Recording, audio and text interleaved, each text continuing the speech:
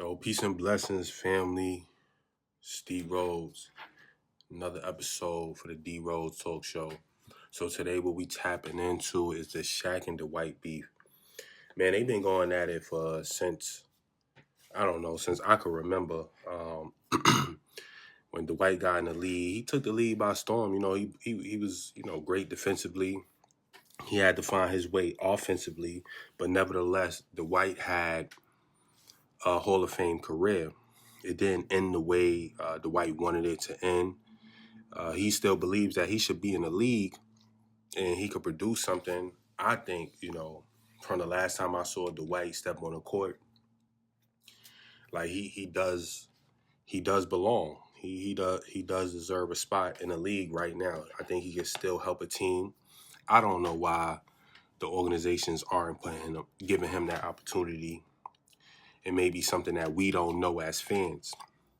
But I think this really stemmed from when Dwight took Shaq's moniker as Superman without permission.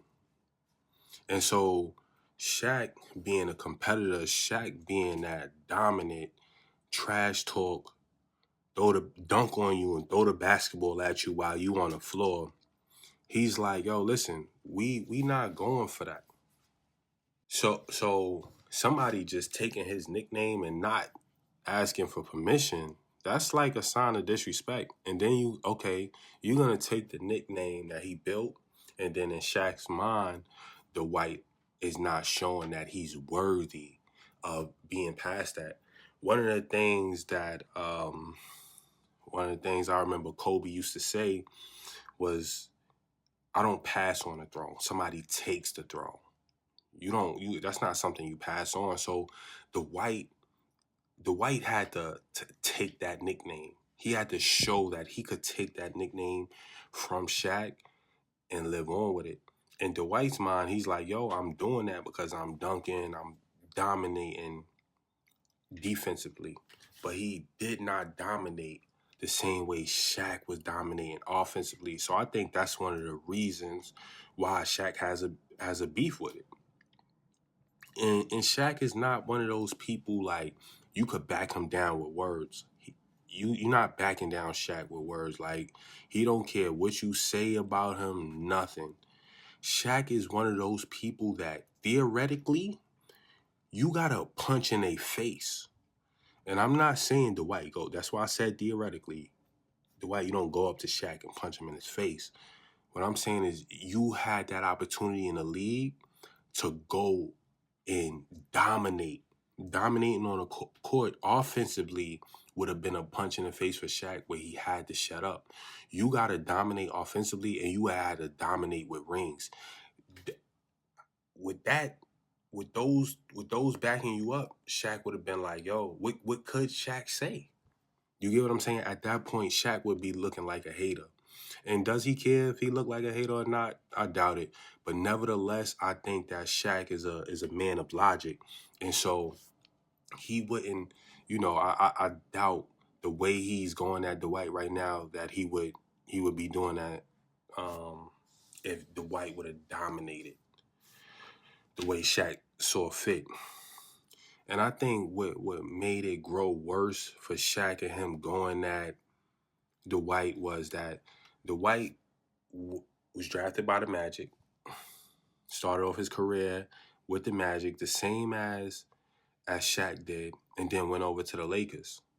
Now, Shaq stayed with the Lakers, won 3 championships with Kobe, got 3 Finals MVP, was dominating like crazy. At one point, was the best player in the league, the biggest star. And then Dwight left from the Magic and went over to the Lakers and didn't do, like, he stayed for a year and then left for the Houston Rockets. And I think that could feel like annoying, like, yo, you copying off my style and then you ain't really live up to the style. Like, what you out here doing? Like, you left for the Rockets, you didn't dominate at the Lakers, and then now, with Shaq and Kobe making amends before Kobe's passing, it could be a little sour taste in Shaq's mouth. Like, yo, like, you left my man Kobe out there in the dry. You get what I'm saying? Because I don't think it was always sour between Shaq and Kobe. They were just two people that two alpha dogs that just they wanted to be the big dogs at some point, and so they clashed. But I don't think it was just straight sour with them.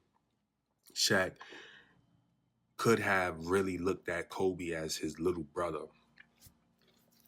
With that being the case, do y'all think it's possible that Dwight and Shaq could make amends? That Shaq would be willing to get on Dwight's podcast and really sit down and talk the game of basketball? I think you know they could meet that dominant offensive mind and bring that to a dominant defensive mind. Get to start talking and being able to come together to help players that's coming in the league that may play a similar position to them as them, and being able to operate with that mindset of dominating offensively and defensively. So do y'all think that's a possibility?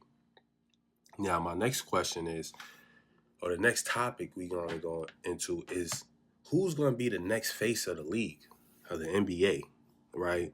With LeBron, Curry, Durant on their way out, having Hall of Fame tremendous careers. LeBron with 4 rings. Curry with 4. Shoot, is it 4? I think he got like 4 or 5 of them things. Man, Curry just had a crazy run. Durant with 2 rings. They on their way out though. They have less years in front of them than they do behind them. And so with them on their way out, the NBA is looking for another face. We can't expect LeBron to be like, we can't expect that. So we have those up and coming players that really have that potential to step up into that spot. Right now, Joker, Giannis, and Doncic, Luka, they dominating, but they're not American born, and so I really don't see them getting pushed by the American culture that well.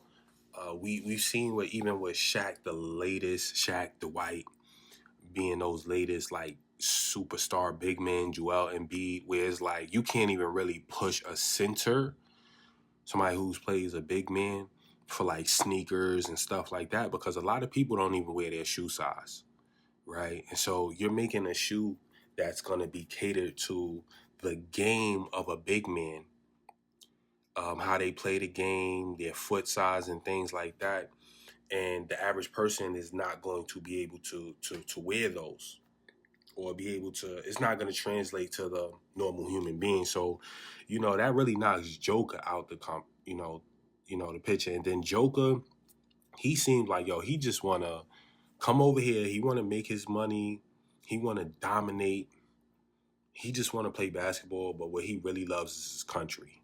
We saw when he, they showed the video where when he won the championship, it was not the same excitement that he had when he won bronze for his country. Like, it was a different vibe.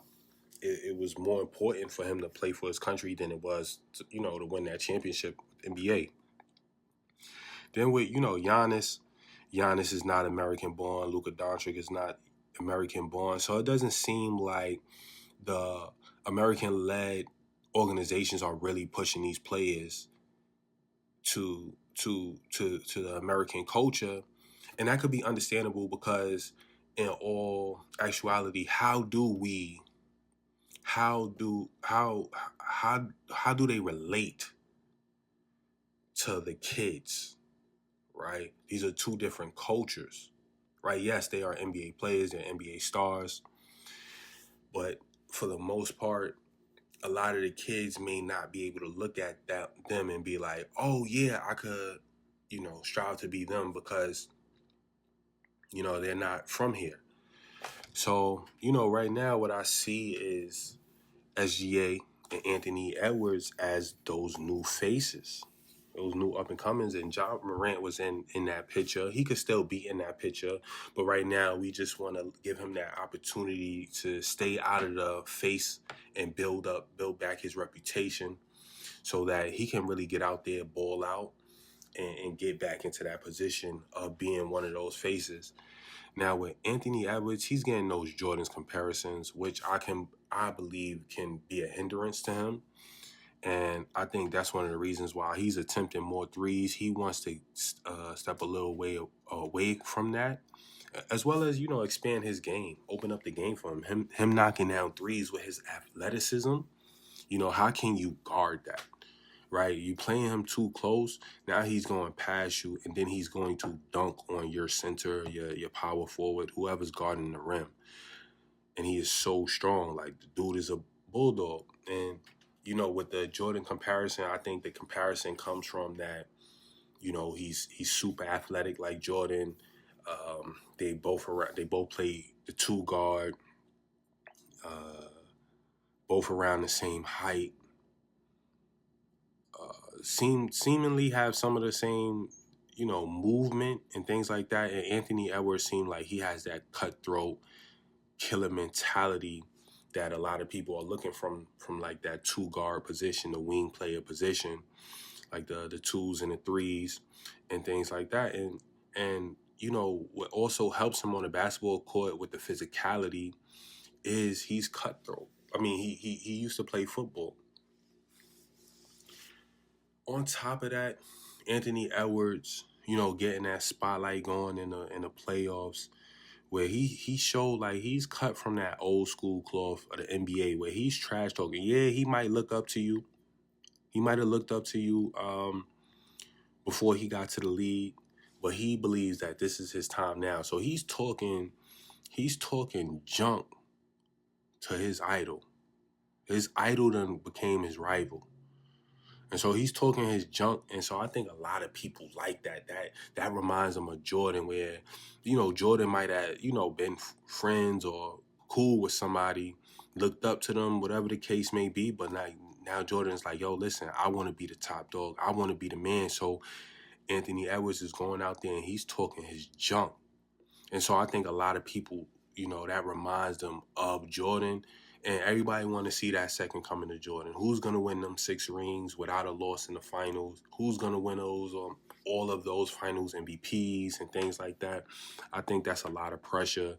And I don't think anybody is going to allow for people to reach what Jordan reached. We could see that with LeBron, where KD linked up with Curry. I think LeBron should have more championship rings than he has right now, if that didn't happen. Now, we got SGA, and he's right now in that MVP combo. He has been for the last few years. He's leading. His team is leading in the West, and they don't have Chet Holmgren. Dude is out on injury. But right now, he's getting buckets. He's unguardable. They're leading the lead in defensive, ratings. They're out there doing their thing. And what helps him is that he has that energy and persona that connects with the youth, where he has that chemistry with his teammates. He could joke with them and things like that. But he has that aura, that energy of that he's him. He's him, but still humble enough to joke with his teammates, still humble enough to hang out with his teammates. I think that reminds us that play ball or any sport, where we go away on a trip, you leaning on your teammates, you away from your family, you away from your peoples, y'all going to a whole new city, y'all going against the comp, and then when it's chill time, y'all heading over to the restaurants by the hotel, or y'all walking around in the mall. This y'all opportunity to bond and things like that. And so I think what SGA does and how he comports himself with his teammates, that is going to remind the youth of what they're going through right now, right? And where we could see a lot of times is like, yes, these players are on the same team, but they don't really have a relationship. They don't have a relationship. So And when you talk about a high school player, college player, maybe not in college no more because now it's pay for play, but high school, middle school, AAU, a lot of these kids, on top of playing basketball, they leaning on these relationships because, a lot of them may not be receiving those kind of relationships at home. They may not, or they may receive it at home. They also leaning on their teammates to help them stay focused on their goals, whether that's getting to the league, going overseas, just getting a free education, whatever it is, they're leaning on their teammates. And so with SGA being that reminder, I think he can be one of those faces on top of he backs it up with his game. Now the drawback with him is that he's Canadian. I don't know if that is a true drawback. I think, they should push him. I don't care where anybody is from. Yo, if they a baller, yo, push them. If they want to be out there, they want to connect with the communities, things like that. One thing I know is that the culture is gonna accept whoever want to be a part of the culture and respects the culture. Don't try to steal from the culture. Come in the culture as how you are, but embrace the culture. Give value to the culture. Help the communities and things like that. So it doesn't really matter where somebody is from. Um, but I wonder if that's how these companies would move with him. But listen, the way he's playing, the way he's pushing himself out, I believe he could knock down those doors. Outside of that, I got SGA, Anthony Edwards, and Ja Morant as the new faces possible. Who else do y'all see on that list as the future? Let me know. Peace, family. And make sure y'all hit that like and subscribe button. Share with y'all friends and family. Peace, family.